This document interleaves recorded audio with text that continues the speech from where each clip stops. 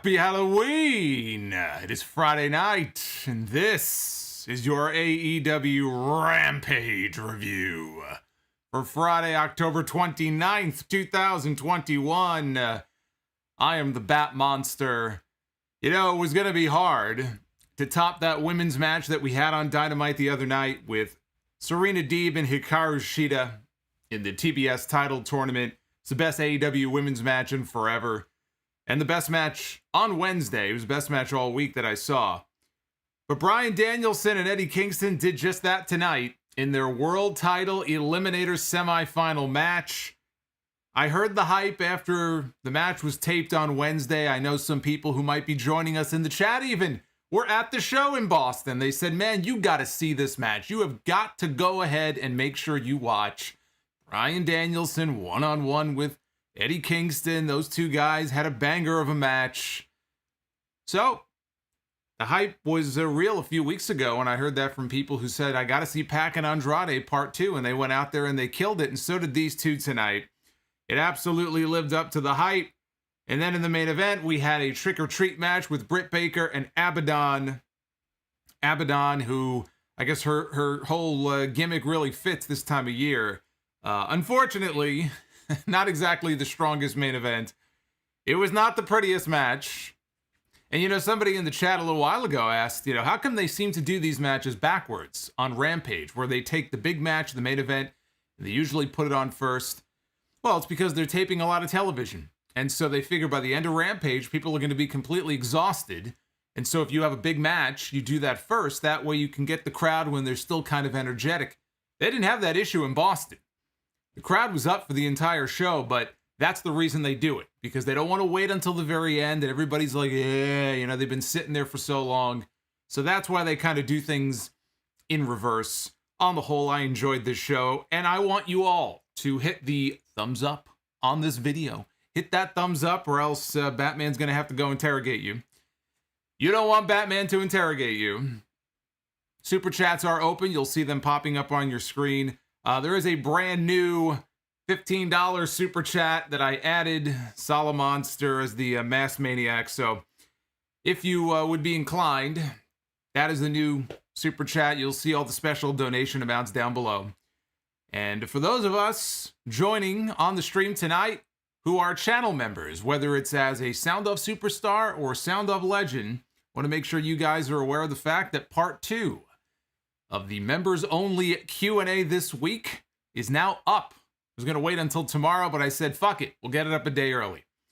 So we had over 40 minutes of audio and video the other day.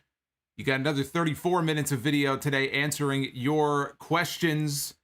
And that's not all. For those of us on the Legends tier, I posted episode 12 of the Lost Episodes, retro episode number 12. This is the episode that was recorded the day of the Royal Rumble in 2008. And it was so interesting going back and listening to this, because I completely forgot that I even talked about this. But if you were wondering what yours truly thought of First Blood, the very first Rambo movie, which I had only seen at that time. It was the first time I ever saw First Blood. I had to watch it in preparation for what at the time was Sylvester Stallone's brand new Rambo movie that I went and saw. So you get some Rambo commentary from Solomonster on episode 12. So those are for the Legends tier members. Just a little something for our Sound Off family here on YouTube. So just wanted to let you guys know about that.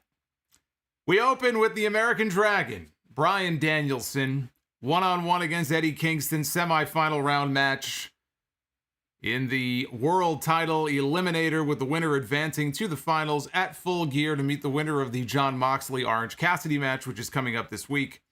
We had dueling chants at the start. You know, again, sometimes on these Rampage shows, you get a crowd that, yeah, they're kind of quiet, whatever. They've seen all the big matches already on Dynamite. They just want to get this over with and get out of there.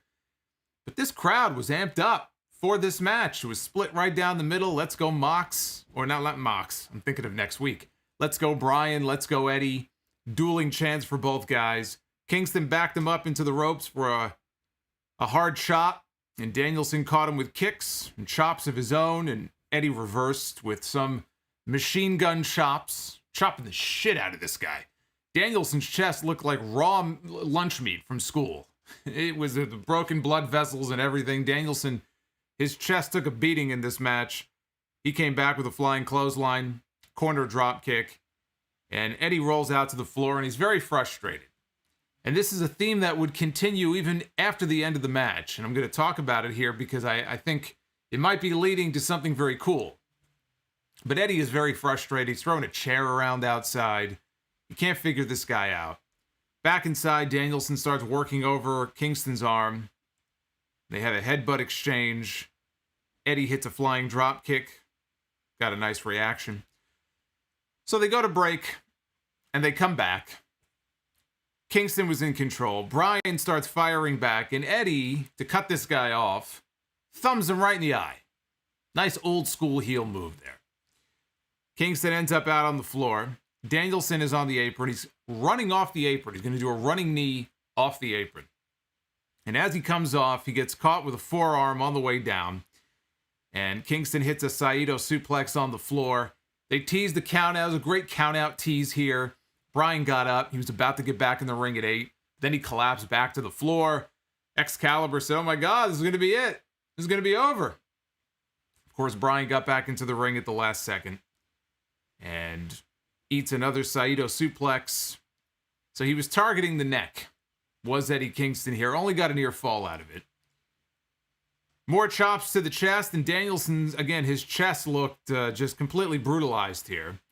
Kingston tried for a superplex. Danielson knocked him down. And Kingston looked up at Bryan on the ropes and just caught him right in the jaw with a palm strike and rocked this dude. Kingston again tries for a superplex, but Bryan slips out, and he hits a high angle back suplex all the way down to the mat. I guess kind of a Saido suplex of his own. We got a chop fest, then we got some kicks. Eddie's on his knees now. Here come the yes kicks from Danielson, and the final one clipped him right on the side of the head. Danielson hits the corner, and he's setting up for the running knee. And he comes in, and as he's coming in, Kingston just collapses. He just collapses to the mat. It's like Diesel trying to finish off Bret Hart at the Survivor Series all those years ago. He's going for the jackknife, and Bret just collapses to the mat. Of course, Bret wanted to lull him into a false sense of security before he beat him, which is kind of what Bryan did here. Or Kingston, I should say. He was trying to save himself. Eddie powers out of an armbar, hits a DDT, and we got a double down, both guys down, and they got a standing ovation. Both guys get a standing ovation from the audience. 15-minute time call by Justin Roberts. Didn't feel like 15 minutes. Danielson blocks an enziguri. Kingston catches him with a spinning back fist. And actually, this is where the crowd just rose to their feet in appreciation for what they were seeing here in this match. They were eating this up. They were eating up every single thing these two guys were doing. Kingston crawled over to Danielson, and Danielson sunk in a triangle choke. Eddie gave him the middle finger. It's what Lesnar did to the Undertaker in their match. Actually, this is the same exact spot. This was the finish to the match. It's SummerSlam in 2015 between Brock Lesnar and the Undertaker, where Undertaker got the triangle choke locked on. Brock's not going to tap. He flips him off. Gives him the middle finger, passes out. Referee calls for the bell. Exact same finish here. Kingston flipped him off. He passed out. Referee called for the bell. And Bryan Danielson advances to the finals of the tournament at Full Gear. Ooh, look at that spooky son of a bitch. Look at this. Old Dirty Sausage just dropped the brand new $15 Super Chat. Actually, that freaked the hell out of me. That's the new one right there. Thank you, Old Dirty Sausage. So during the break, Bryan went to go shake hands. They came back from commercial, and they showed during the break Bryan wanted a handshake. Right? He just wants to shake the man's hand for a job well done and a great battle between two warriors. Eddie, though, leaves the ring. You know, Eddie's a proud man. He's got a lot of pride. Like a lot of us New Yorkers do. So he leaves, obviously not happy about having the match stop that way.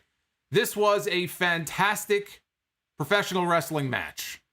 This was every bit as good as people said it was going to be. I thoroughly enjoyed this, and Bryan Danielson's great run of matches so far in his short career in AEW continues. This man has an unblemished record. I don't mean wins and losses. I mean in terms of him going out there and having kick-ass wrestling matches, whether it's with Kenny Omega or Eddie Kingston or Dustin Rhodes or anybody else for that matter. This man is perfect so far in his AEW run, and I also love the fact that every single one of his matches have ended in a different way. I don't know how long that can continue for, but every single match that he has had, he has won with a different finish. No one match, no one finish to a Danielson match has been the same. I like that. And now he moves on to the finals of Full Gear. I would imagine that that match is not going to be any different. As great as this match was, I have high hopes for the main event of this tournament at Full Gear. It's going to be against Jon Moxley. It's not a done deal yet, but let's be honest, it's going to be against Jon Moxley. I think we all know that. So tonight, I think, is going to go down as the second best match of this tournament, second only to what we're going to get with Mox and Bryan at Full Gear. I think those two are going to go out there. You know, we've seen Moxley on TV. He comes out, no nonsense. He's got this attitude about him, very heelish. He's been coming out the last few weeks. I think he's going to beat the fuck out of Orange Cassidy on TV next week. We're going to get that version of Moxley in there against Dragon at Full Gear, and I think it's going to be great. Now, Tony Schiavone was backstage with CM Punk. Quiet in there. I got Robin locked in the closet over here. Pissing me off, little bastard. Shut up! Fucking asshole.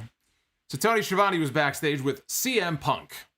Got to get CM Punk on the show so we can advertise a CM Punk appearance on Rampage. I see what you're doing, Tony. Not this Tony, the other Tony. Schiavone was talking about Punk's 5-0 record so far in AEW. As he is interviewing Punk, or trying to interview Punk, they're interrupted by a commotion in the back, and it's Eddie Kingston. You can hear Eddie Kingston in the background. He is screaming. He is not in a very good mood. He's not a very happy man.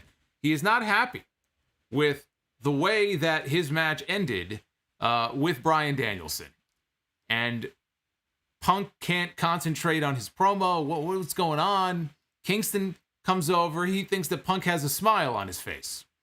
And that doesn't sit well with him. So he goes over to Punk, and he's screaming at Punk, getting up in his face, and Punk is calling him unprofessional and saying, you know, I'll put you to sleep again. You want to go to sleep? I'll put you to sleep again. And, you know, officials kind of usher Eddie Kingston off. So it looks like CM Punk has found his opponent for Full Gear, which gives them all of 2 weeks to hype up this match. 2 weeks is all that they need. They're not going to need any more than that. That means we're in for 2 weeks worth of great fucking promos and promo packages on TV. I look forward to it.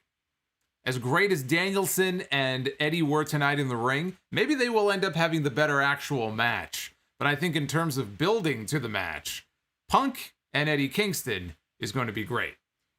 Second only probably to how great it would be to get Punk and MJF. In terms of the War Awards, those two are eventually going to have on TV. But another idea strikes me. Punk has talked a lot. If you have listened to his interviews, he's been, going around doing a lot of interviews. And he has openly talked about wanting to work with Dragon. He wants to work with Danielson, whether it's against each other, whether they're a tag team. Eddie was teasing a heel turn here on the show tonight. Doesn't mean he's going full heel. I mean, look, the guy lost and he was in a bad mood. It doesn't automatically mean he's a heel. But he was certainly teasing it.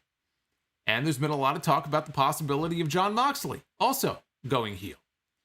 So I think if, in fact, that is what ends up happening, we could very well end up post-Full Gear with a tag team match, maybe even on TV. We could get Jon Moxley and Eddie Kingston, the newly minted heel duo, in a tag match against CM Punk and Bryan Danielson. I think that tag team match is coming.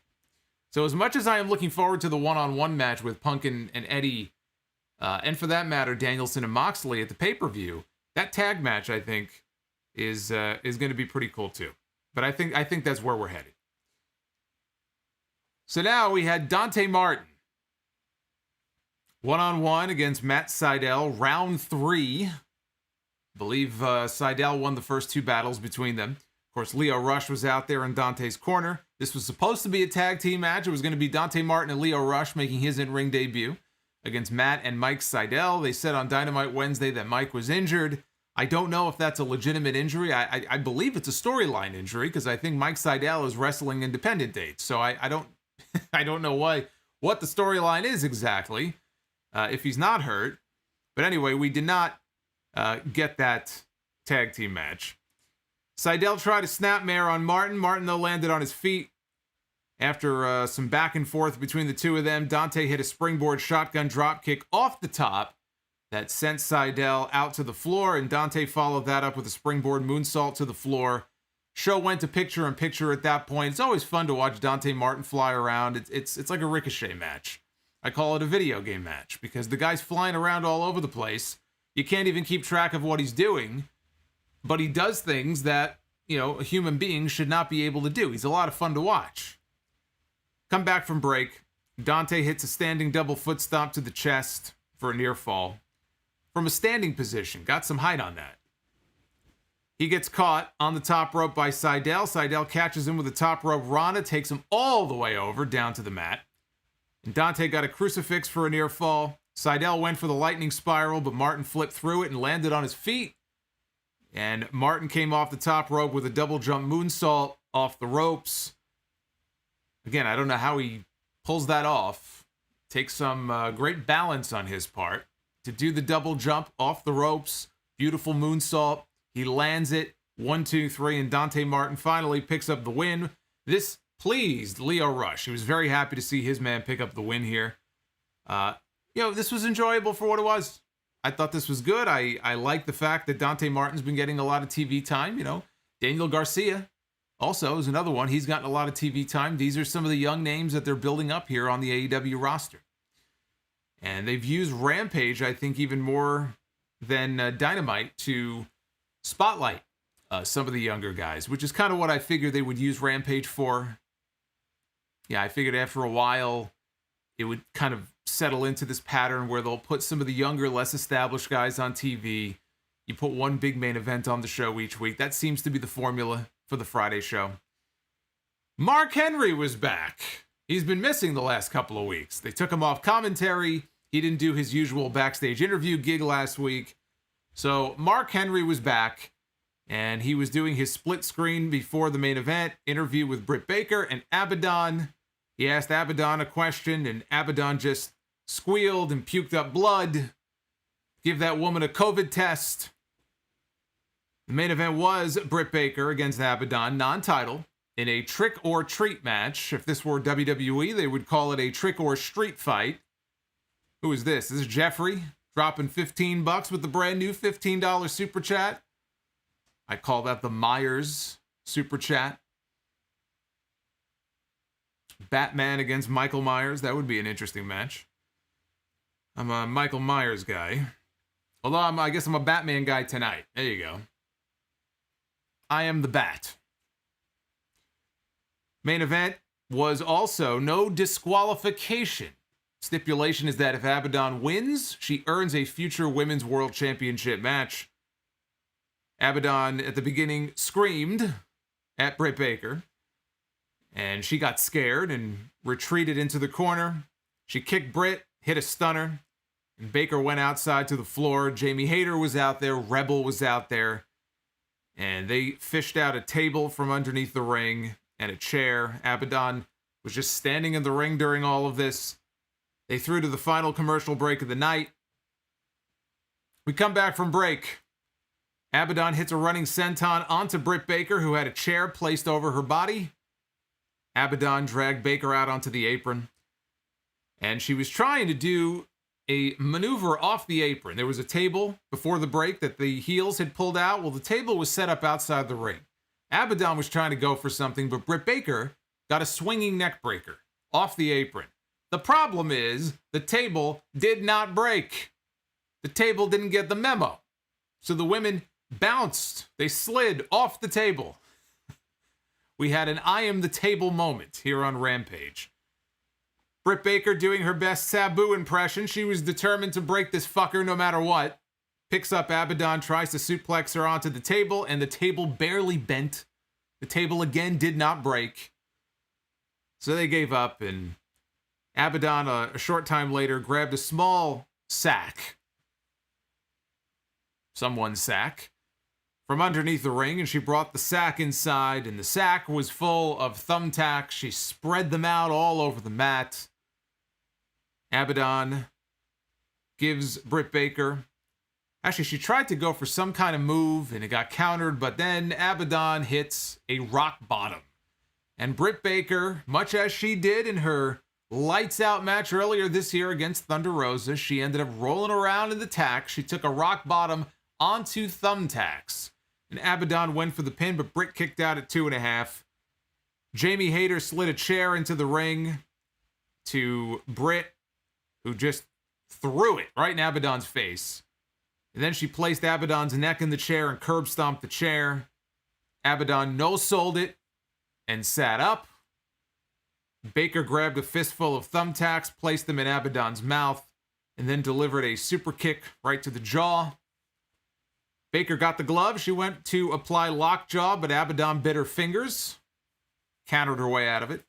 Jamie Hayter came into the ring, hit a double sledge to Abadon from behind. I mean, it was no DQ, so I was left wondering how come she didn't get involved in this match from the start. She should, I mean, based on the rules, could have just made it a handicap match, but they stayed outside the ring right up until the finish. So Hayter hits a sledge from behind. Rebel gets up on the apron, and Abadon instead goes over and grabs her. Baker, though, rolls up Abadon into the tacks for the 1-2-3.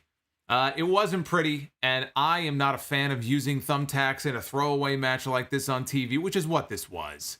I mean, I know it was the main event of the show, but it was a total throwaway match, and not a very good one, on TV. I mean, kudos to Britt for taking that bump onto the tacks, but using tacks, if you're going to use them, at least use them, I feel, in a bigger match. You know, when she used them with Thunder Rosa, that was a big deal. That was the first, I believe, the first women's main event on Dynamite. Big stipulation match that had been built up for a while between those two women. So it made sense. And it really elevated Britt Baker to a whole other level because up until that point, we had never seen her take that kind of abuse in a match before. This, to me, just felt tacked up. Well, no pun intended. It felt tacked on. But not a very pretty match. I'll leave it at that. The rest of the show, though, I thought was very good. I enjoyed both matches. Of course, none more so than the opener. The opener fucking rocked. The opener, I thought, was fantastic. Now, AEW is going to be live in Kansas City this Wednesday for Dynamite. We have Cody Rhodes one-on-one against Andrade El Idolo. TBS title tournament first round match. Anna Jay one-on-one against Jamie Hayter. And Jon Moxley takes on Orange Cassidy in the World Title Eliminator semifinals. Rampage next Friday is going to be live from St. Louis. So it's not very often that we get a live Rampage on Friday. We're getting one next week because if you remember, St. Louis was supposed to be the destination for Full Gear. So next weekend originally was going to be a pay-per-view weekend. And we're going to have a live Rampage on Friday and in the same building, a live Full Gear show on Saturday. And then Full Gear got bumped because they're competing that night against the boxing fight and a UFC pay-per-view from Madison Square Garden. So Tony Khan pushed it back by a week. But we're still getting a live Rampage, live Dynamite and Rampage next week. On Rampage, TBS title tournament, The Bunny, one-on-one against Red Velvet. And Adam Cole takes on John Silver of the Dark Order. What do you think, Mike? Huh? What do you think? Mike's just falling asleep. Look at this guy. Look at this guy. Well, look at that. Chair shot. One of my favorite super chats. Oh, my goodness. Well, let's see here. We got Moxley. Juan Ocampo says Moxley against Pockets. Jim Cornette fan, I see. Yes, that is the big match coming up on Dynamite this Wednesday. Let's head over to the Twitter poll here. You can always vote at Solomonster. Follow me on there if you are not already doing so. We have 86% thumbs up for tonight's show, 14% thumbs down. It's always an easy watch. It's less than an hour if you take the commercials out. when you have a short show like that with a main event, like the one we had tonight, when I say main event, I'm talking about the opener. I'm not talking about the match that ended the show. The real main event tonight, then this is a thumbs up show. When you get a quality match like that, you can't say it's anything other than a thumbs up. If the show was 3 hours and it was filled with bullshit and you had one good match, that's different. But between the women's match with Shida and Serena on Wednesday and this match tonight with Kingston and Eddie, those are your two best matches of the week right there. And not to take anything away from the ladder match on Raw Monday night, which was the best part of that show. But as far as AEW is concerned, these were the highlights of the week. I hope everybody is going to enjoy Halloween this weekend, even if you don't like Halloween. What kind of person are you if you don't like Halloween? Wonder what everybody is getting dressed up as. Let us head over to your Super Chats here. And we'll hang out here, have a little Halloween Super Chat party on the Friday stream. Oh. I've got to relog. I've got to log back in to get access to my Super Chats here. So bear with me here. Want to make sure I can get these up so you guys can see them. You know, I didn't have a chance to check out the baseball game. I'm wondering who won. I think tonight was game 3. Not that I give a shit. I did say, though, Braves in 6. That was my prediction on Twitter. I said that a few days ago. I said Braves in 6. So, in order to do that, I needed a Braves win tonight, but I don't know who won, so keep me posted on that. Here we go. We got your Super Chats now.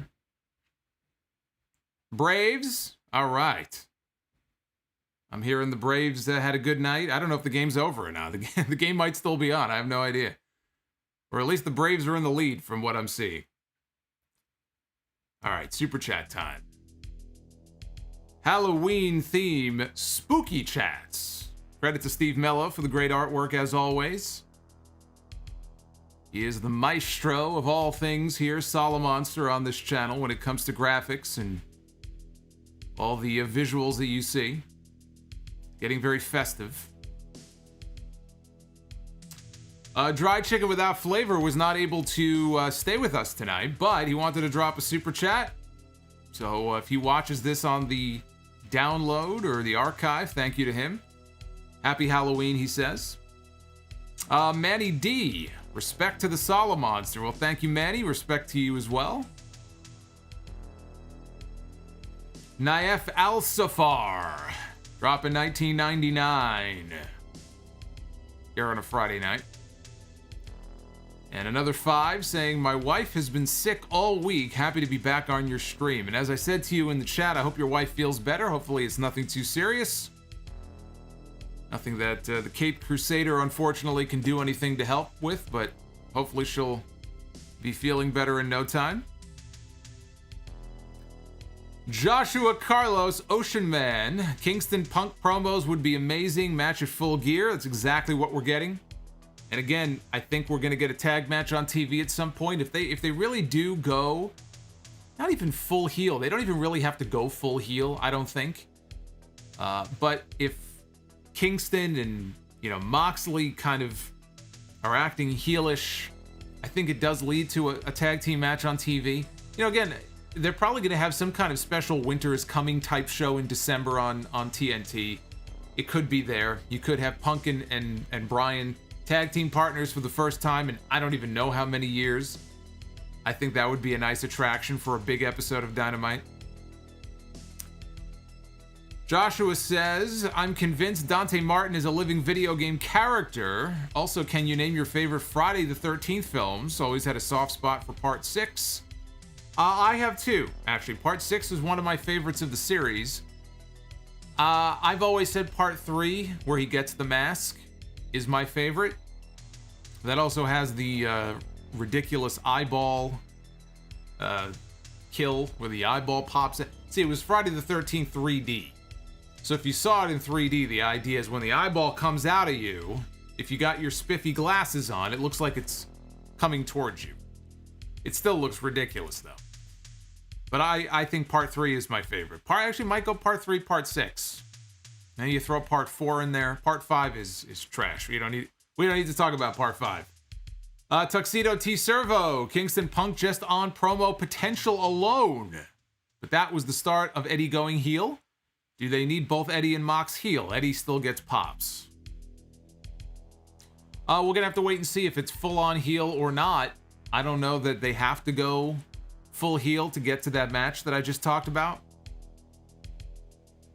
I don't mind it if they want to turn, Moxley heel. Kingston is beloved by the audience. But if you have any doubt about Eddie Kingston's ability to get over as a heel, then you have not followed Eddie Kingston's career. So I don't think a heel Eddie Kingston would be a bad thing. Food Hive. What's going on, Food Hive? The pillars of AEW keep growing. Daniel Garcia and Dante Martin have something to say about it. I feel bad for Dante's brother, the other Tucker. Darius. Yeah, Darius is still out with that knee injury. Darius is the odd man out here. But I think once he's back, I think they'll find a spot for him. I don't think he's going to get left behind the way that Tucker was in WWE, the way that he was sort of cast aside like a leper. Nick Grosso with the $10. Looks like Kingston is turning heel and can see him and Moxley as heels feuding with Bryan and Punk. Abadon is not good. Don't know how she still has a job. Send her to Impact Wrestling. Quintus Brown, Punk against Kingston, take my money. Ace of Masta. Happy Halloween weekend. Watch out for thumbtacks in candy. Well, when I was a kid growing up, it was always watch for razor blades. I don't know about you. I never got a razor blade in my candy. I feel left out. Magician Sapphire with the $10. The main event was definitely the low point of the show. Abadon needs to stay on dark until she gets good. Ace of Masta, Eddie off his Zolofts tonight. Apparently, yes, he missed his dosage. He was in a very bad mood. Old Dirty Sausage, Eddie against Punk, please inject into my veins. Spider Sense. Talking about the wrong superhero. Spider Sense, thank you for the $5. The Batman mask has me thinking, what superhero versus wrestler match would you like to see? Mine is Batman against the Undertaker. Wow, superhero against wrestler. That's interesting. I don't think I've ever gotten that question before. I'm trying to think of what superhero I would care to see in a wrestling match or a fight against a wrestler. Well, we kind of already got one, didn't we? We got one in the Spider-Man movie. We had Bonesaw McGraw, or what was he? Bonesaw McGee? Bonesaw McGraw against Peter Parker. So we technically already got one. I don't know, me, I mean, I like Batman, obviously. I'm a Batman guy here. So, Batman against who, though? I'm trying to think current roster. I go back to the golden era. Those guys look like cartoon characters. They look like characters out of comic books. So Ultimate Warrior against the Hulk, or Batman against the $1 Million Man, or something. I mean, Bruce Wayne was kind of the $1 Million Man. He had that gimmick going. I'm telling you, we already got him, man. Bonesaw and Peter Parker. Punisher against Brock. How about Hulk? Hulk against Brock. What about Bane? Actually, no. Who is it that broke Superman's back? Is it Doomsday? Maybe Brock Lesnar against Doomsday? Dorenzo, hey Solo. I saw Halloween Kills in cinema last night, and damn, I was disappointed. The editing was really bad to me. Oh, I don't think the editing was the problem with that movie. It had other issues beyond the editing. Yeah, not the worst Halloween movie I've ever seen, but also far from the best. Old Dirty Sausage. I know this is random, but who do you think will be the first to beat Punk? I kind of hope it's MJF. You know, it was funny you mentioned that, because as much as I look forward to, and I was talking about Punk and MJF, I kind of see it either being MJF or Omega. I think it's going to be one of those two. Food Hive. Solomonster dressed like Karrion Kross on Raw. Well, this is a lot cooler than the Karrion Kross mask. If Karrion Kross came to the ring with this, he'd be a lot more over right now. Level 20 Factotum. Even though he is still new to the company, do you think Bryan Danielson's run so far has been much better than in WWE? I know it is an unfair question. It is an unfair question. I mean, Bryan accomplished a lot in WWE. In spite of whatever obstacles they may have, put in front of him, he had quite the career for himself there. I mean, he headlined WrestleMania and won 2 championships. He wrestled and beat some of the biggest names in the company. So to say that his run in 2 months is better than what he did in WWE, I think is just unfair. I don't think that's true at all. I don't know that we have to compare the two. I think he ended up having a very good run in WWE, and I think his run so far in AEW, it's been brief, but I think it's been excellent. He has had a flawless run so far. I don't think comparing it to WWE is fair. I don't think it's really necessary to do that. Marcus the Entertainer. Have you seen the trailers for the new Batman? If so, what are your thoughts? I saw one trailer. I saw one trailer that had the back of Batman's head. I don't know if more has been released. I really didn't see enough of it to really make an opinion or form an opinion on it. Maybe there's another trailer I didn't see yet. I feel like what I saw was the teaser though.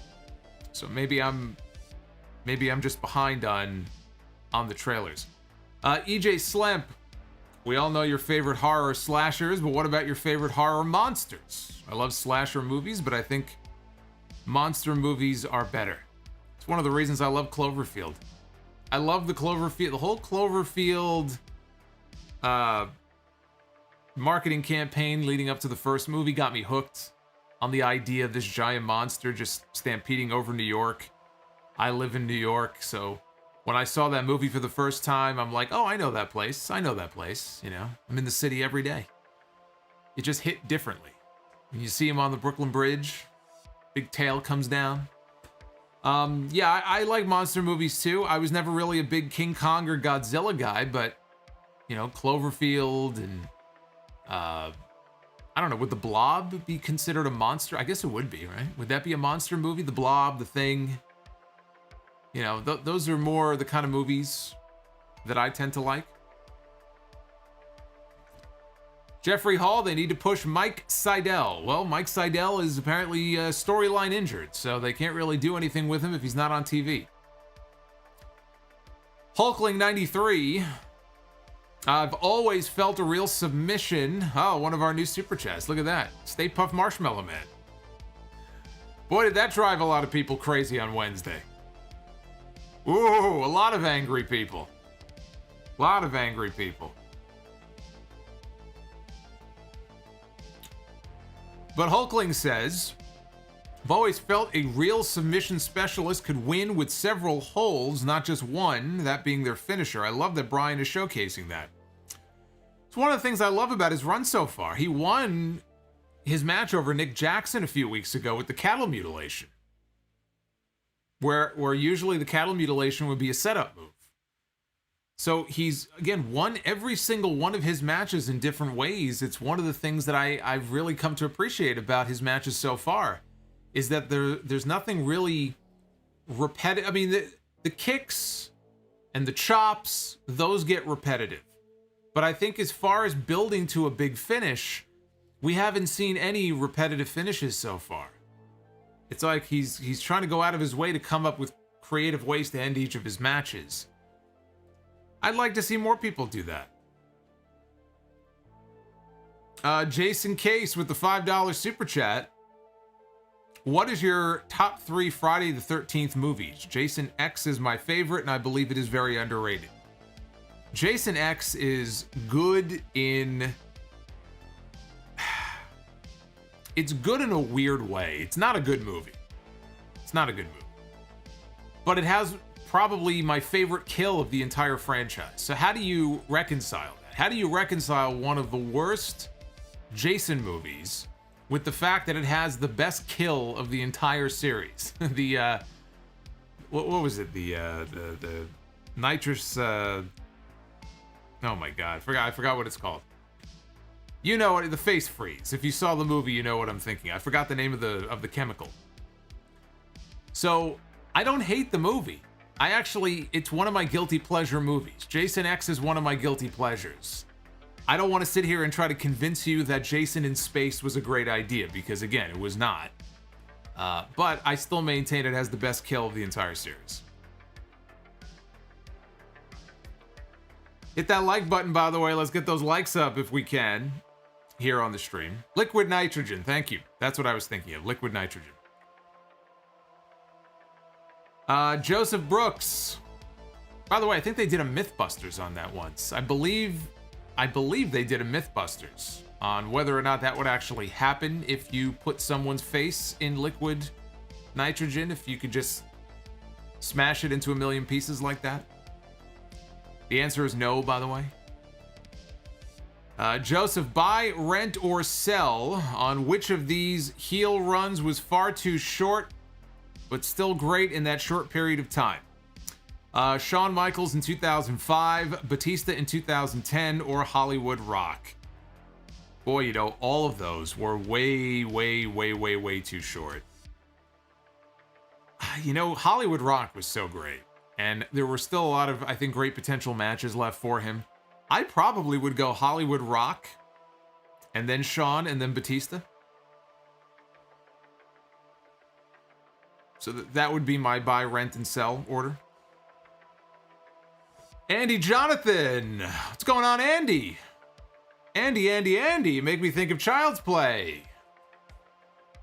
When I think of the name Andy, I always think of Chucky. What do you think about having Pac swerve the Lucha Bros and join Andrade and Malachi Black instead of vice versa? I don't think he has to. Pac always struck me as more of a loner type character anyway. Even him being part of Death Triangle is still kind of weird to me.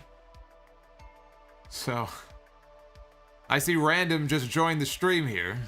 Either that or he's a little slow. Because you look a little different tonight, Solomonster. Frankly, I think this is an improvement for me. Baba Booey. The $5 super chat. Adam Cole against John Silver is going to be a banger. Looking forward to next week. Profane Gaming. I want a segment where a heel is interviewed by Mark Henry. They try to take the mic like they do from Tony, but they can't get it from his iron grip. Drew Johnson with a 5. Solomonster, you're the GOAT. My friend, keep up the good work. Thank you, Drew.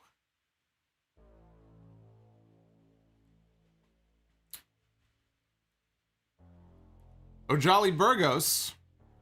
Mets fan rooting for the Braves? How times have changed. I thought SmackDown was fun even without Roman. Excited for Shotzi. Yeah, they turned Shotzi Blackheart heel on SmackDown tonight. But I thought that tonight, because I did watch SmackDown, and I'll have my SmackDown thoughts on the show on Sunday. But I didn't think overall it was a very good show, and it really illustrated the trouble that they would be in if they didn't have Roman Reigns. You know, it's fine to have Roman off the show every now and then, but when he's not there, and he is not kind of the center of attention of the show, you see how really weak they are in terms of main event, heels or baby faces, really. When he is not on the show, it's very noticeable, and not in a good way. Bob the Builder, thank you for the super chat, man. I appreciate it. Near Roth, happy Halloween, Solo Maniacs. Much love from Israel. Well, thank you, Near. joining us from halfway around the world. Quintus Brown, they should do that tag team match on the December 8th Dynamite at UBS Arena on Long Island. Great point. That's going to be a big show. Maybe that's going to be their big December episode of Dynamite. You know, I saw the WWE really struggling to sell tickets to Raw because Raw is going to be there about a week before AEW comes to that building. It's a brand new arena out on Long Island, and WWE gets the building first. They're really struggling to move tickets.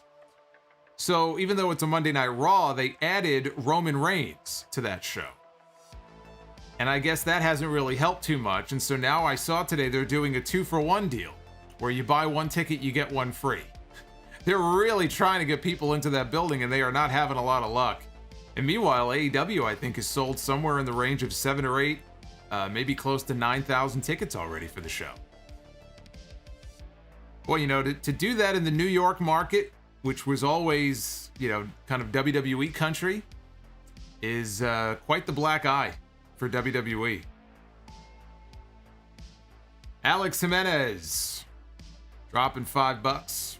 WrestleMania 31, Roman Reigns lost. WrestleMania 34, Roman Reigns lost. WrestleMania 38, hopefully a win.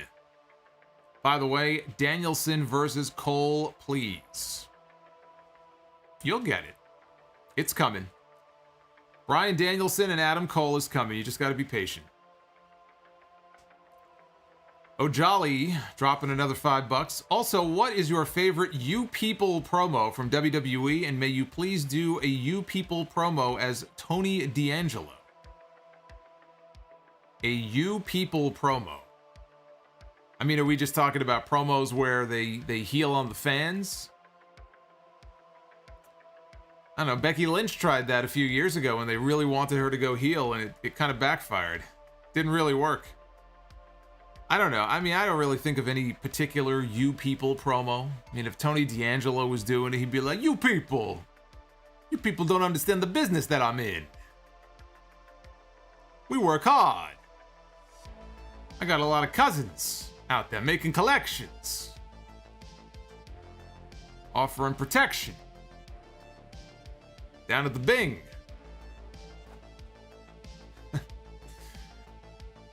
You know, when well, I'm not even gonna say it. I'm gonna get myself in trouble. I'm not even gonna say it. Chambly Games, I'm going to spend Halloween night playing the original Resident Evil 2. By the way, Punisher versus Cactus Jack would be insane. That would be, actually. That would be a most interesting match. Cactus Jack against Punisher. I think we all know who would win that. It would not be Cactus Jack. Abadon, if Jay White came to AEW, who would his first feud be? Depends if he's a heel or a babyface. I almost think he would have to be a heel. It wouldn't feel right for Jay White to come in and be anything but a heel. Jay White, his first feud? Man, I would want to see him in there against Punk or Danielson. Either one. Either one of them. Punk or Danielson. I might go with Danielson first. Could do Punk later on. BG Thrilla, technical work rate productions suck. Solo, you're awesome. Stay safe.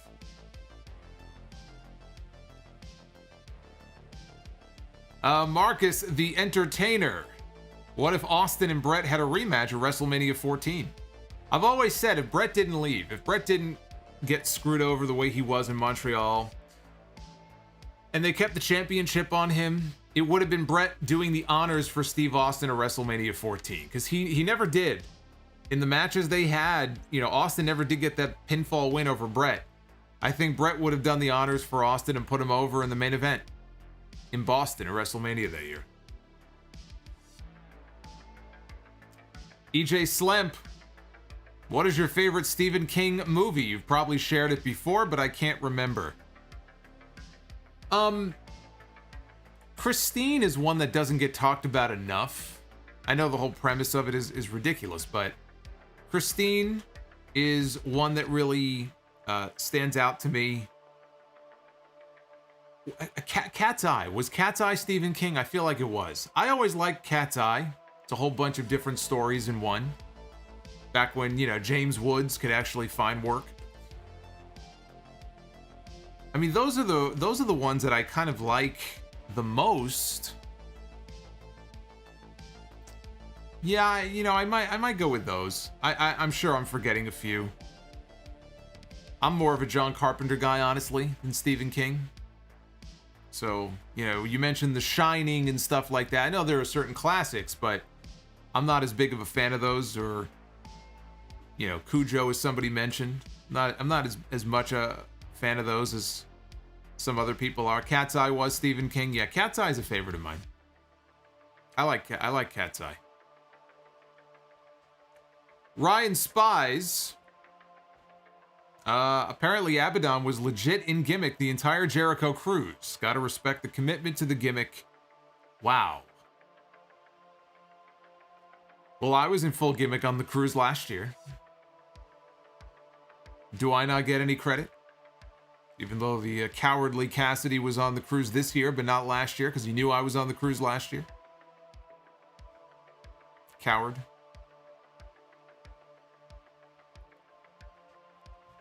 Yeah, Pet Sematary is not my thing. Not a fan of that. Shout out to Fawaz. I took his sign from Crown Jewel, made it a super chat. So it will live on. It will live on forever when somebody donates here on the super chats. So if Fawaz is watching or listening to this on the download, thank you again, brother. Off Leather Wings with the $4.99 super chat. I was talking to my cousin who knows nothing about WWE. He was surprised about the concept of matches. He said, "Oh, they do rematches in WWE?" Wait a minute. He was surprised by the concept of matches? Does he not know what WWE is? What else would they be called? Your cousin is, I don't know. Your cousin's a little weird.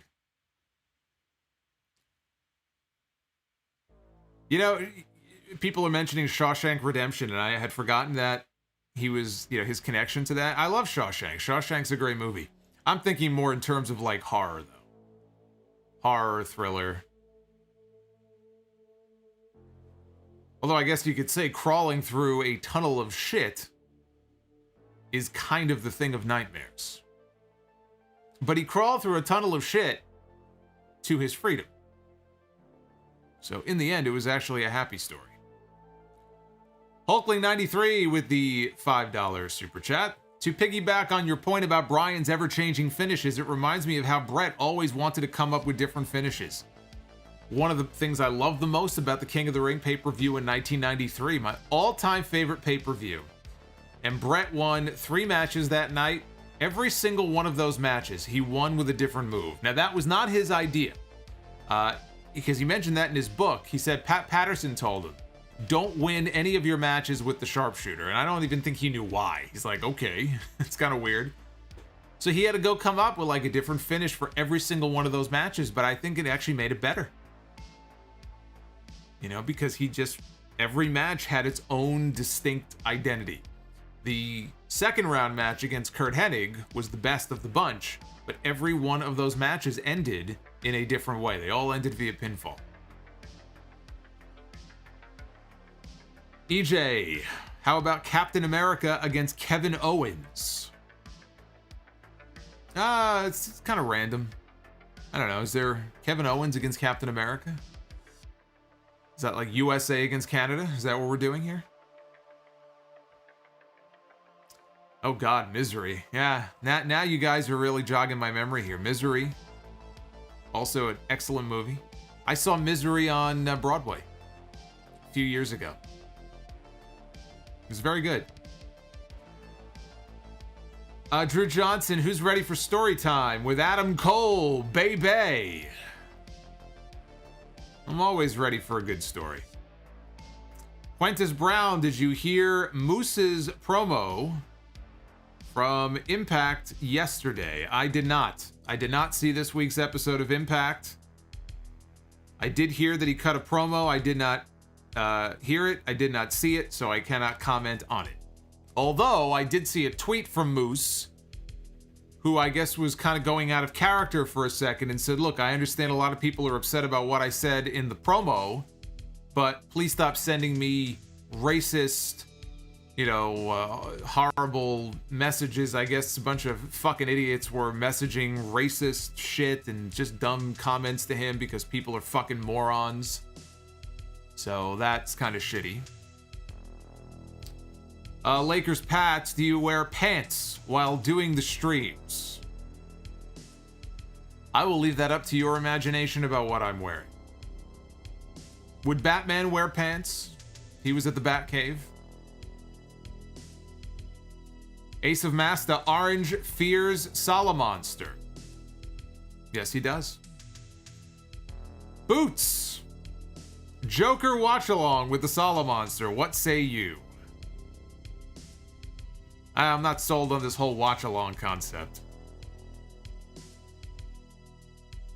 Jason Case, what is your opinion on Rose Red by Stephen King? I haven't seen it, haven't read it if it's one of his books. Don't know what it's about. Therefore, can't comment on it. Magician Sapphire dropping 5. I don't know if you're an anime fan. I'm not. But he says, Perfect Blue is a great psychological horror movie. I do not watch anime. But I will take your word for it. I will trust your judgment that it is a great psychological horror movie. So if you are an anime fan, there you go. Perfect Blue.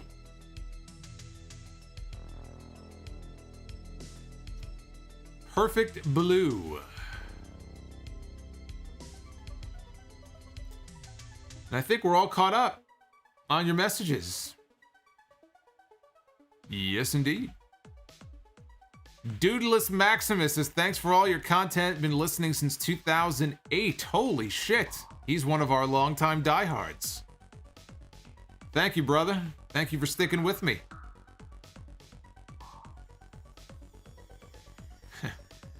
One of my favorite super chats. Yeah, Born Sinner in the chat says, have not heard a peep from Robin in a minute. Yeah, I think he may have passed out. Maybe I should have poked some holes in the door. That's all right. We'll take care of it after. Chambly Games, Superman against Super Cena. Tuxedo T Servo, didn't you do a watch along for a Rampage? I did. That's why I'm still not sold on doing them ever again. It was good as like a one-time gimmick, but I just feel like better to do the whole post-show wrap up, focus on the show and then, do the review all at once. Boots with the $5. Who's the next person in AEW who gives away their shoes? I don't know. What is with some of these questions? My goodness. No, EJ, I didn't skip yours. I see it. Don't worry about it. I got you, buddy. I got you. I'm building to it. I'm building. I'm saving you for the main event.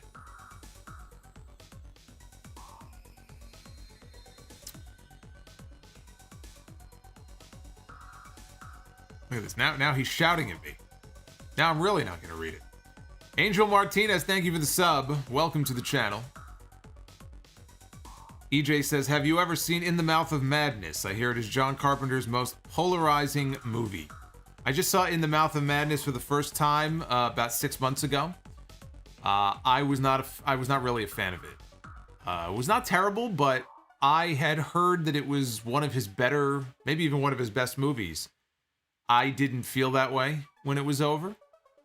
I was kind of bored through certain parts of it, so count me among the ones who are not a fan of In the Mouth of Madness. The Mist. The Mist is another very good movie. Didn't they remake that one too? I guess at some point everything gets remade.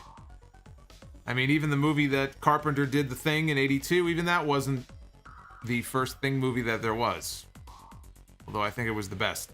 Dorenzo, did you know Friday the 13th Part 5 was directed by an adult entertainer director? I could tell by the quality of the movie. So that's one of the reasons why I'm not a fan of it. Now it all makes sense.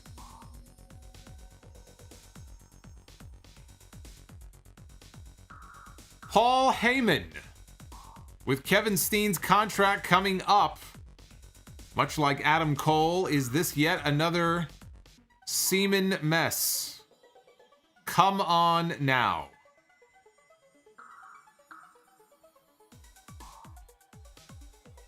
You have disgusted Batman. I hope you're proud of yourself. One of your weaker efforts, Paul Heyman. Looks like the Michael Keaton mask to me. Well, Michael Keaton is the best Batman. The Dark Knight is the best Batman movie. But Michael Keaton is still my favorite Batman. Drew Russell says Part 5, Friday the 13th Part 5 has the most nudity. Yeah, but it doesn't have Jason. Andrew Hernandez, thank you for the sub. Yep, Big Trouble in Little China, Escape from New York, Carpenter Classics, absolutely. I just rewatched Escape from New York about a month ago, actually. I saw Escape from LA before I ever saw Escape from New York. I was so confused about a few things, but I enjoyed it. I actually liked Escape from LA. Everybody else shits on it because they watched the original and they compared it to the original. I didn't have anything to compare it to. So when I saw Escape from LA in college for the first time, I was watching it at night. It was probably like 1 o'clock in the morning or something, and it came on cable. I said, you know what? This is a pretty cool movie. Marcus the Entertainer says Michael Keaton is returning for the Flash movie. You know what? That's what I was referring to. The movie trailer, the teaser that I saw. I know the movie isn't coming out for another year. That's what I saw. I think that's what I saw. The back of Batman's head. The Coog 97. You don't like Adam West as Batman? No, I like Adam West as Batman. He's not my favorite though. When I grew up, though, I was watching Batman with Adam West and Dick. What was the guy's name? The guy who played Robin, Dick. He was a Dick. Forgot his name. Dick Warlock or something. Dick Burton. Dick Blood. Dickhead. Whatever the fuck his name was. I forgot his actual last name. But, I used to watch Batman and Robin when I was a kid, absolutely. Burt Ward. I was thinking of Dick Grayson. Okay. Yeah, Dickhead is not his name.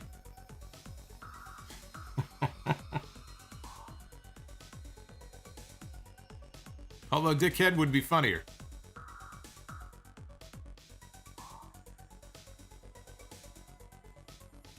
All right, I think we're caught up on all of your super chats. I want to thank everybody who took the time here on this Halloween edition of the Rampage stream to donate and show their love and support for the channel and for the streams and for what I do.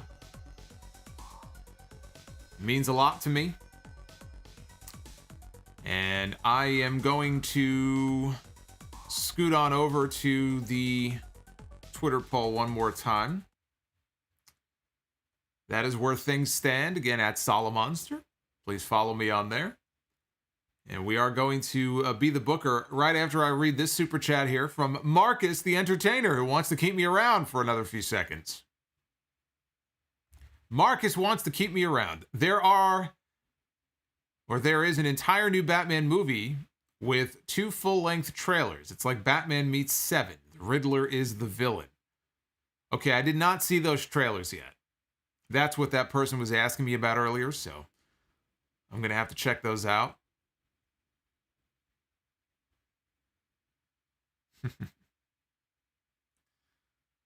Danny DeVito. Yeah, that Batman movie is not one of my favorites. He did an amazing job in the role as the Penguin. I think Paul Heyman would make a great penguin. Not our Paul Heyman, the Paul Heyman. I think Paul Heyman would make a great penguin, the way that he kind of waddles around. You know? Kind of looks like Vito from The Sopranos when he was at his heaviest, the way he would waddle around everywhere. Paul Heyman would make a great penguin in a Batman movie. I believe that. I really do. I think with his acting ability, his promo ability, and his waddling ability, I think he would make a fantastic penguin. Even Eric Bischoff, if you go back to the first One Night Stand pay-per-view in 2005, one of the moments that really made me laugh out loud is when Bischoff is up in the balcony at the Hammerstein, and Paul Heyman is cutting the promo in the ring, looking up at JBL, saying, you know, the only reason you were WWF champion for a year is because Triple H didn't want to work Tuesdays. And then he goes to leave, and as he's walking out, as Atlas Security is escorting Heyman out of the building, the camera cuts over to Bischoff, and he's like mocking Heyman. He's going, durr. He's like this. I fucking died the first time I saw that. Because it's so true. He waddles like a penguin. Boots, did you play the Rocksteady Batman video games? No. I played Arkham Asylum. This is many years ago. I think on the PC I played it for a little bit. And I was no good, so I stopped playing it. I don't know if that was a Rocksteady game, though.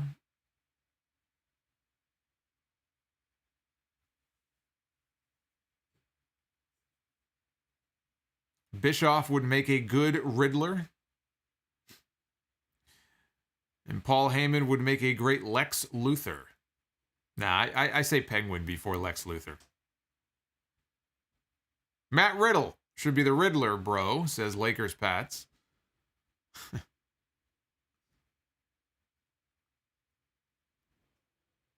Adrienne Barbeau and Grey Griffin are the voice of Catwoman. Adrienne Barbeau is in one of the features in the original Creepshow movie. Fluffy, the monster in the crate. She is in that story in Creepshow. I mentioned the name, it just made me think of that, because Creepshow is one of my favorite movies. All right, it is time to be the booker. And I figure this time we'll start out with the ladies. We have one for the men, one for the women. Just like WWE. They have one Royal Rumble for the men, they have one Royal Rumble for the women. They have a King of the Ring, they have a Queen of the Ring. I mean, we got to be fair here on these streams. So, let's go ahead and pick ourselves a all-women's WrestleMania main event. See what we land on here. A lot of names here on this GIF. And the first person we land on is Aaliyah. Well, shit. Aaliyah. They called up Aaliyah, but they did not call up Dakota Kai. They called up Aaliyah, but they did not call up LA Knight from NXT. Who will Aaliyah be wrestling in the main event of WrestleMania? Will be Aaliyah going one-on-one with the boss, Sasha Banks. I don't know what I did there. Ignore that. We picked Sasha. We can't pick Asuka. Sasha. Sasha and Aaliyah. Well, look, if anybody can give Aaliyah a good match, it's Sasha Banks. But that ain't no WrestleMania main event, folks. That's for damn sure. So, with that, we move over to the men. And let's see what the men's main event is going to be for WrestleMania. Hoping we can at least have one good match. Can we get one good one this week, please? CM Punk is finally going to get his WrestleMania main event. Look at this. Look at this. It only took, 12 years? CM Punk is in the main event of WrestleMania. I did what Vince McMahon never had the balls to do. Now we got to pick an opponent for him. CM Punk will be going one-on-one. Oh, come on.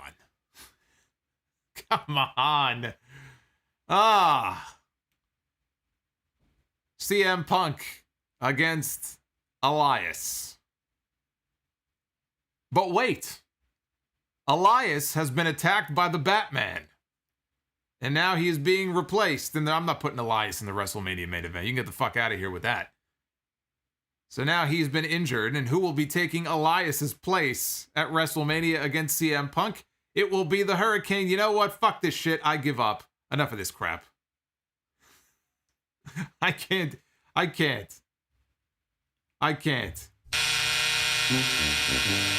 was so flustered I couldn't even find the damn buzzer. I'm gonna play that twice. I'm gonna play it again.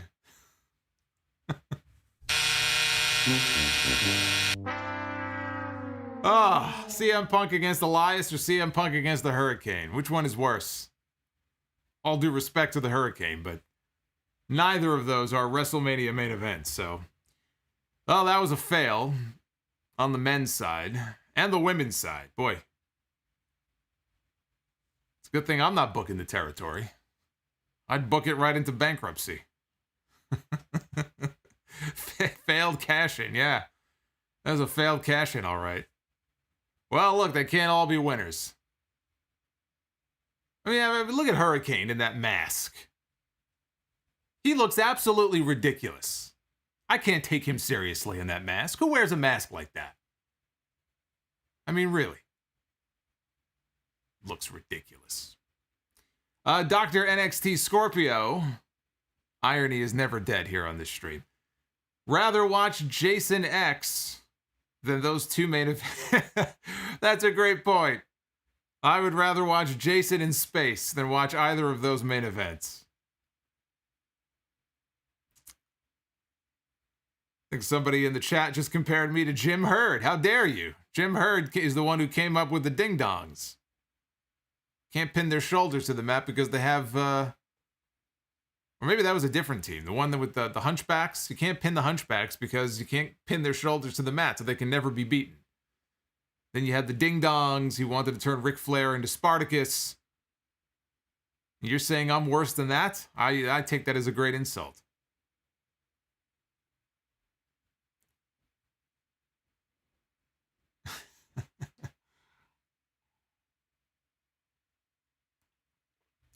Now, Sugar Shane Helms does not belong anywhere near the WrestleMania main event either. The WrestleMania main event should be reserved for the elite. I don't mean the elite from AEW. It should be reserved for an elite few. Not everybody is going to make it to the WrestleMania main event. Not everybody gets a participation trophy. It doesn't work that way.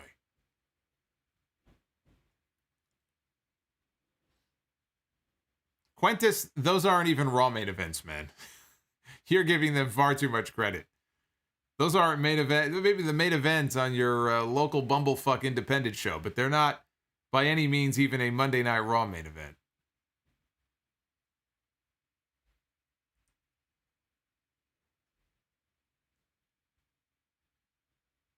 Well, anyway, this has been fun. I'm just trying to catch up with the live chat here. Well, I want to thank you guys for spending your Friday night with me here for Rampage. This is, of course, the final live stream for the month of October. We had a much better October than we did last year. The channel has grown. The family has grown. The streams have grown by leaps and bounds from where we were 1 year ago. And I'm hoping a year from now it'll be even bigger. And the only way that happens is with your support. And I don't just mean super chats, which are great, but even just hitting the like button here on this video. Hitting the sub button, which doesn't cost you a thing. Or if you want to become a channel member, I thank you in advance for your support for that. Anybody who wants to become a channel member, all you got to do is hit that white join button. It's under every video on this channel. If you click it, it'll give you all the information about the different tiers. And as a message to all of our channel members, again, if you are on the top tier, the Legends tier, brand new retro episode of the show from 2008 went up this afternoon, episode 12 from January 27th, 2008.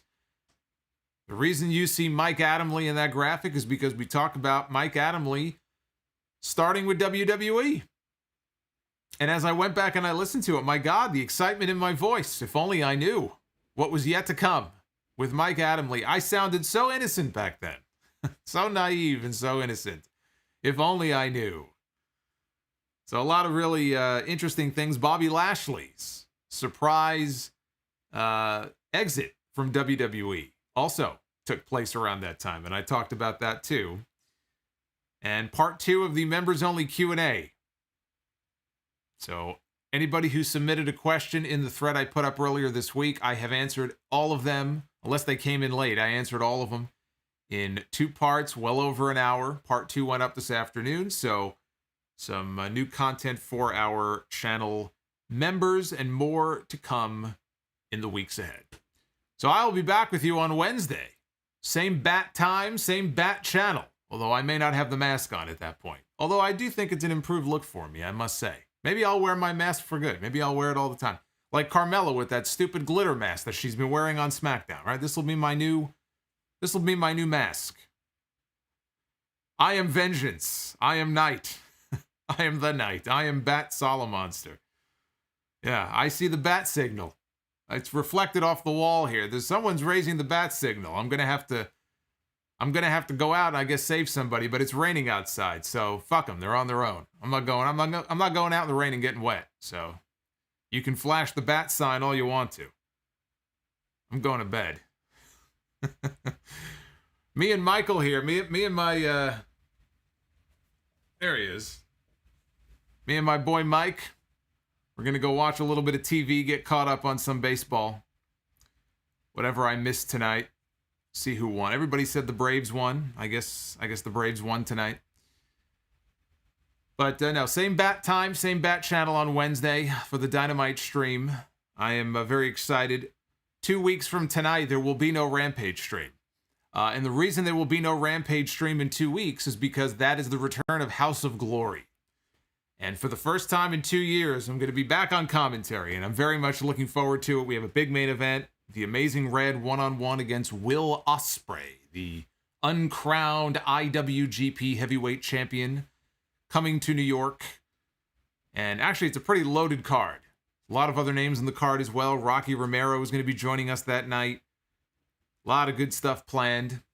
And I am looking forward to getting back in the saddle. But that show is on a Friday. So there will be no Rampage stream in 2 weeks.